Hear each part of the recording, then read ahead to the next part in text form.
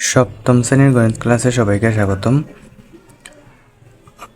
আজকে আমরা 4.3 নিয়ে আলোচনা করব। এই 4.3-এ রয়েছে বন্ধনীর ব্যবহার। কিভাবে বন্ধনীর ব্যবহার করতে হয় আমরা জানব। তো এখানে একটি উদাহরণ লিখে রেখেছি, তোমাদের বইয়ে দেওয়া আছে। উদাহরণটা আমি বুঝিয়ে দিচ্ছি। তো এখানে লেখা আছে,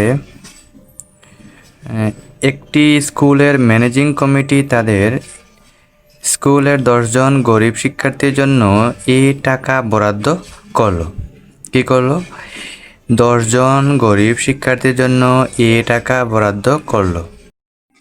সেই টাকা থেকে প্রত্যেক শিক্ষার্থীকে বি টাকা মূল্যের দুইটি করে খাতা ও সি টাকা মূল্যের একটি করে খাতা বিতরণ করা হলো। তো আমরা এখানে রাফ করে দেখি। কলম খাতা হলো বি টাকা মূল্যের কয়টি? দুইটি। তাহলে বি গুণ 2 মানে কি 2b খাতার মূল্য কত? 2b।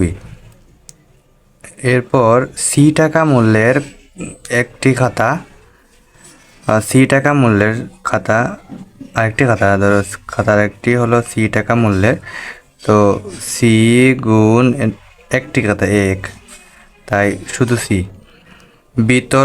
বিতরণ করা হলো। এতে কিছু টাকা উদ্ধৃত হলো। আমাদের এখানে তো দেওয়া ছিল প্রথমে ম্যানেজিং কমিটি তাদের স্কুলের 10 জন গরিব শিক্ষার্থীর জন্য এ টাকা বরাদ্দ করলো। কতজন গরিব শিক্ষার্থী? 10 জন গরিব শিক্ষার্থীর জন্য 10 টাকা বরাদ্দ করলো। 10 10 একজনের জন্য যদি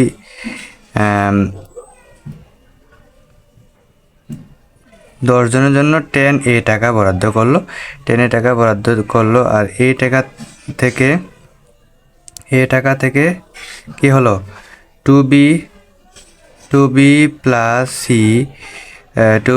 সি টাকা কি হলো? এই টাকা থেকে 2b প্লাস সি টাকা এই খরচ করা হলো। খরচ করার পরে কিছু টাকা উদ্ধৃত হলো। উদ্ধৃত বলতে কিছু টাকা অবশিষ্ট রইল। আমরা 10 মোট টাকা পরিমাণ হলো 10 10 জনের জন্য।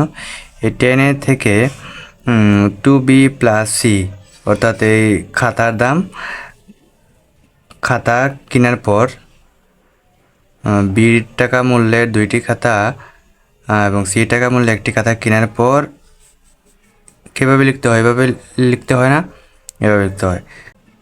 এই টাকা অবশিষ্ট রইল, কিছু টাকা অবশিষ্টর সাথে আরও ডি টাকা যোগ করা হলো।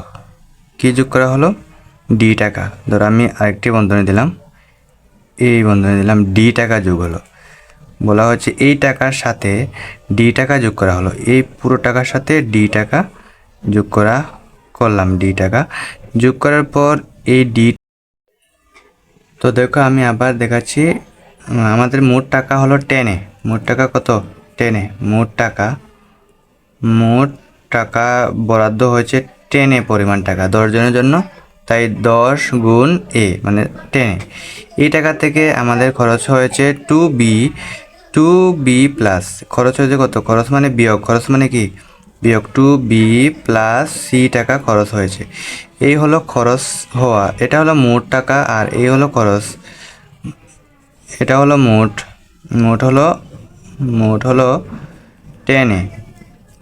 10 থেকে খরচ হয়েছে, এটা হলো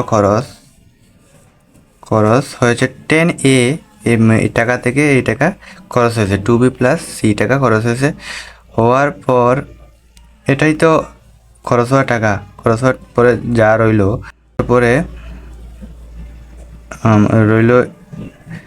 খরচ হওয়ার পরে এর সাথে আমরা বলা হয়েছে ডি টাকা যোগ করতে। এই টাকার সাথে ডি টাকা যোগ করতে।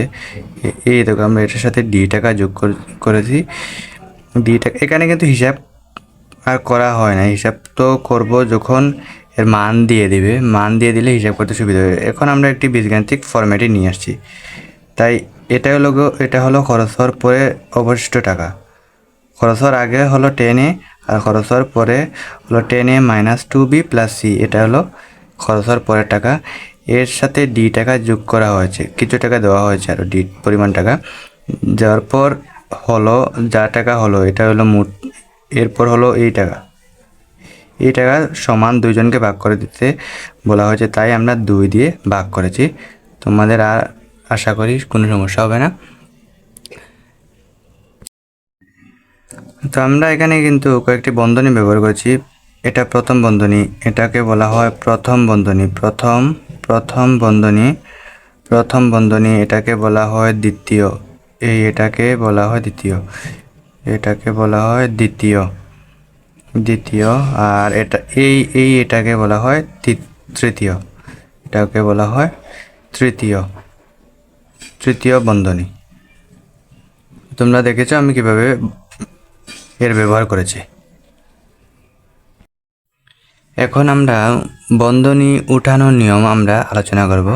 আমি এখানে একটি সংখ্যা লিখেছি 5 + 2 - 1 লিখেছি। এটাকে বন্ধনী তুললে হবে 5 + 2 - 1, এটাই হবে। এখন এটা কিভাবে হলো মনে রাখবে, যদি কোনো বন্ধনীর আগে প্লাস চিহ্ন থাকে তাহলে বন্ধনী তুললে এটা যেভাবে ছিল সেভাবেই থাকবে, কোনো চিহ্নের পরিবর্তন হবে না।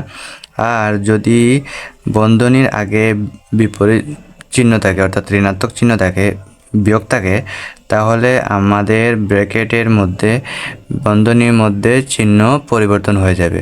প্লাস থাকলে হয়ে যাবে মাইনাস, আর এখানে মাইনাস থাকলে হয়ে যাবে প্লাস, এভাবেই। তো 5 মাইনাস দিলাম 3, আর এটা প্লাস আছে, বন্ধনী তুললে হয়ে যাবে মাইনাস। এখন আমরা যদি এখানে a plus b minus c দিই তাহলে বন্ধনী তুললে কী হবে, a plus b minus c থাকবে। এখন যদি a minus b minus c দিই তাহলে কী হবে, এর জায়গাতে থাকবে, এখানে মাইনাস আছে, এটার সামনে চলে আসবে মাইনাস b, এখানে মাইনাস আছে, হয়ে যাবে প্লাস, বন্ধনী তুললে হয়ে যাবে প্লাস। তো এটা কিভাবে হলো আমি তোমাদের দেখাচ্ছি। এটার আগে কিন্তু মনে মনে 1 আছে, অর্থাৎ -1 আছে এটার আগে। -1 থাকলে -1 দিয়ে যখন আমরা প্রতিটা বন্ধনী তুলতে হলে এখানে যে কোনো সংখ্যা থাকলে প্রতিটা সংখ্যার সাথেই প্রতিটা বন্ধনীর ভিতরে যত সংখ্যা রয়েছে সব কটির সাথে গুণ করতে হবে। তো এখানে -1 আছে, -1 দিয়ে যদি বি এর সাথে গুণ করি প্লাস বি, কিন্তু এখানে প্লাস আছে, প্লাস বির সাথে যদি গুণ করি তবে প্লাসে মাইনাস হয়ে যাবে মাইনাস, তো মাইনাস বি। এখানে -1 আছে, মাইনাস আর 1 আছে, -1 দিয়ে যদি এটার সাথে গুণ করি মাইনাসে মাইনাসে হয়ে যাবে প্লাস, এভাবে হলো। তো আশা করি তোমরা বুঝতে পেরেছো।